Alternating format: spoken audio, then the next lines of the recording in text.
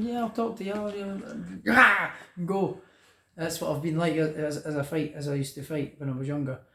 It's not, I'm not very good at sitting going on and talking something out and arguing. I'd rather just go and fight with you. You know what, fight? Let's fight then. And I think that's what it is on fight week. I'm sitting in Josh Taylor's training camp house, and he's trying to pull me in for a scrap here in the front room with the kit drying. This weird thing that Ben Davison's had his feet in a little bit earlier. Do you use that as well? Yeah, it's just like it's a massage thing, you know. You plug it into the wall and it squeezes your legs, compression sort of thing. Yeah, it's good, really good. And you're looking for a fight with me in your front room, like you got that. I've seen your karate kicks, and I'm not wanting any. We could always do taekwondo. You're a taekwondo black belt. You're flexible enough. I'm not doing that anymore. I'm all right. I'll pass. Do you think if you'd stayed doing taekwondo, you might have gone to the Olympics in taekwondo? No, the one I did it wasn't the Olympic style taekwondo. There's two governing bodies at taekwondo. Mine was the sort of full contact one. Oh, you're already in full contact, were you? Yeah, more is more satisfying. Yeah. Whereas the Olympic style one's sort of point scoring and tippy tappy. So tippy tappy, exactly. Yeah. So yeah. There's no tippy tappy about Josh Taylor. No. You're not a tippy tappy kind of fighter, are you? No, definitely not. Tell me the story again. You told it to me ages ago, and I need to get the details again on video. You got clubbed in the chin, didn't you, by your cousin? My cousin, yeah. So God bless her. She'll be. This story came out quite a lot recently in the recent past, so I'm sorry about this, Sarah. If you see this. So how old are you? How old are you? Talk us through it. I think I was about 9 or 10 years old, no older than 11. Yeah, but we're down the local park playing golf, and I went. As you do in Scotland. Yeah, down the local park, just hitting golf balls, and I went behind her, sort of help her swing and whatever, and I stood right behind her, and she sort of swung the club, but it wasn't the back swing. She went like that and bam, follow through, and bang, scared me right on the chin, right in the jaw, and. Do you know that feeling? I can just remember. Yeah. But deafening buzzing noise. Whoa! What was that? And like put my hand on my face and pulled it back, and it was just covered in blood, like covered. My whole hand was covered in blood, and obviously I'm 10, 11-year-olds saw that, took a complete freaky and ran away up the road and ran into my cousin's house, and walked in like that, looked at my Uncle Paul, said, "Oh fuck, Jesus Christ," and jumped in the van and drove me along, put a towel on my face. Obviously I've held it like that, drove along to my mum's house, and was running, opened the door, and went, "You need to come, you need to go." I can remember it like it was yesterday. "You need to come and see him." And my mum's, what is it, come to the door. She's like, "What is it?" And I'm sitting in the front seat of the van. And I've just went like that with my hand and took the towel away. Obviously my jaws just fell down and it's all open. It was horrific. Like the skin opened up, so you could see like my bones and teeth, and it was horrific. Basically my face was hanging off, effectively.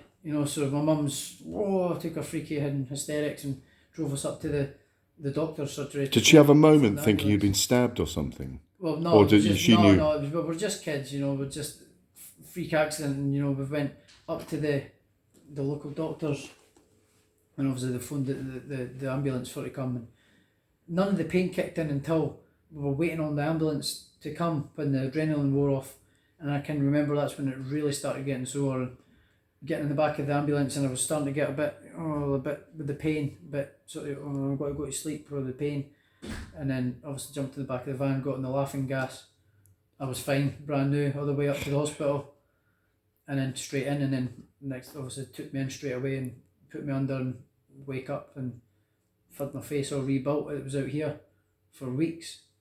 Did you tell me once that the jaw was fractured like 11 places or something? It was smashed in something like 4 different places. It was just obliterated to bits because I was a small kid. I was a small little boy, and I remember being in that hospital every now and again, seeing Sarah bringing stuff in and then going back to sleep, and I was in the hospital for a couple of weeks. And my face, there is a picture on kicking about of me, my face sort of still sort of with the scar and the black eye, but that was it getting better. My mum never managed to, maybe she did take photos, but she's lost them. But my face was out there for months, you know, like out there like a big balloon, black and blue. Had my whole side of my face reconstructed, and you've got a chin anyway. That's what you learned in that moment. You've got an amazing chin. That's why I'm confident. Like fighting inside, I can take a chin, you know. But yeah, it was horrific. That it was a horrific accident. Very lucky, very fortunate. A week after it happened to me, it happened to a boy in the same sort of area. Got hit in the head and he died. Wow. The doctor says I was very lucky where I got hit. Like, you know, an inch higher would have been in my temple. Could have been fatal. An inch lower could have hit on my nerves and could have been paralysed or, you know, worse, dead as well. So very lucky, very lucky. So sorry once again, Sarah, if you watch this. And that story's good. At poor old Sarah. What does Sarah do now? She's grown up, obviously. She's a nutritionist, does a lot of nutrition stuff, and she's doesn't lift up a golf club ever. No, I don't think she's ever lifted up a golf. Don't let her lift up a golf club. I hope not. Yeah, she was very good. She played football for Scotland Ladies at a time and Hibs and that. So she was very athletic as well. I've not spoke to her in a wee while. You sit here as a unified world champion. At light welterweight, I like to call it, rather than super lightweight. I just prefer light welterweight. I like to call it light welter as well. Yeah. You've got a big fight coming up on the 26th of September because you're defending your belts. Mm-hmm. You've got the prospect of Jose Ramirez, maybe later in the year or early next year. Spanish fine, right? Hablo perfectamente en español, tío, y no es un problema para mí. Podemos hacer toda la entrevista en español si quieres. I've not got a clue what you said there, but I said we could do the whole thing in Spanish if you want, because I love speaking Spanish. But no, very talented boxer, great style up matchup again for you if you come through this one, which obviously we hope you do. Mm-hmm. You know, again, you and Ramirez is another you and Regis Prograis all over again, isn't it? You know? It's I touched on this. I'm sure we said sort of touched on this in the interview a couple of the weekend there. I think outside the heavyweights, you know, and whoever Canelo's going to box, I think it's one of the biggest fights in boxing in terms of actual purest boxing fights. You know, it's not very often in this game you get the fights for all the belts. You know, so I think it's one of the biggest fights in the game at the minute. Pending, you know, obviously I've got my fight to get through in a couple of weeks. I believe I'm going to get through it. I've no doubt in my mind that I'm going to get through it, you know, but my full attention is on that fight at the minute, so I don't want to really talk about Ramirez or whatever's going on. I don't want to take my mind off of what's going on, you know, so but potentially that's a massive fight, yeah. Many fighters who've been undisputed in one division would love to move up to another division. Who would be your dream fight at welterweight? I'd love to share a ring with my hero Manny Pacquiao. I'd love to share a ring with Terence Crawford. I'd love to share a ring with Errol Spence. I'd love to share a ring with Sean Porter. I'd love to share a ring with them all. You know, they're all. So you've got 4 fights at welterweight there already planned out. Away, you know, it's, the talent in that, I call it the sexy division. Outside the heavyweight division, I call it the sexy division. The talent in that division is just so deep.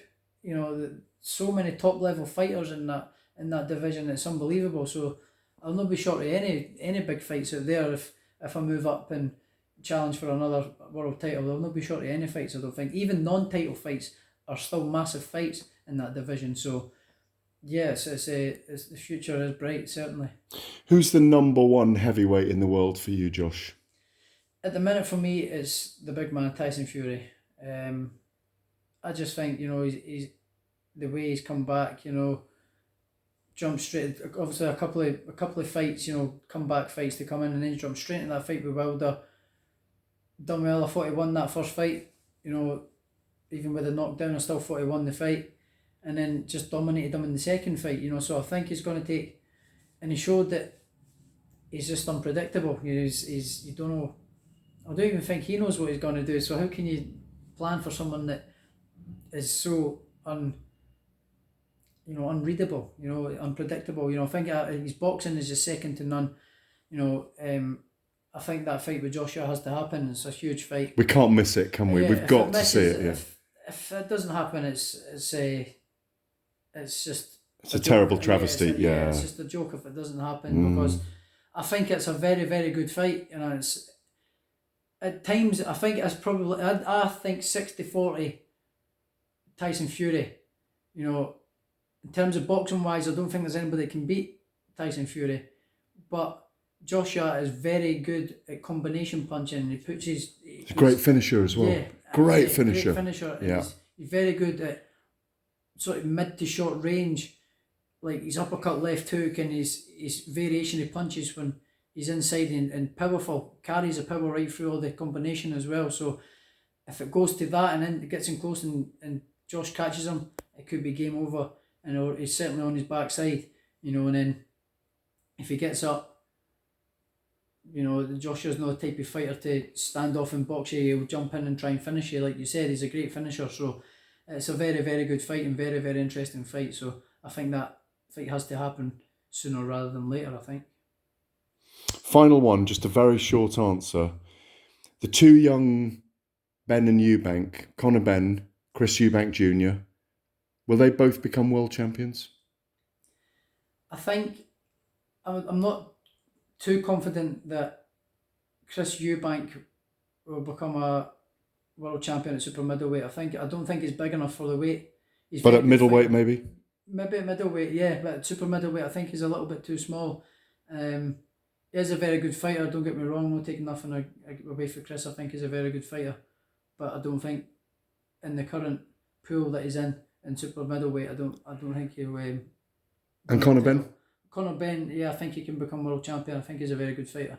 You know, give anybody a hard night work with his style. You know, he's very fit, very strong, very physical, and you know, and he leaves it all in there in the ring. So yeah, I think he can become world champion 100%. Thank you, mate. Cheers, Gareth. Absolute pleasure. Thank you. Thank you.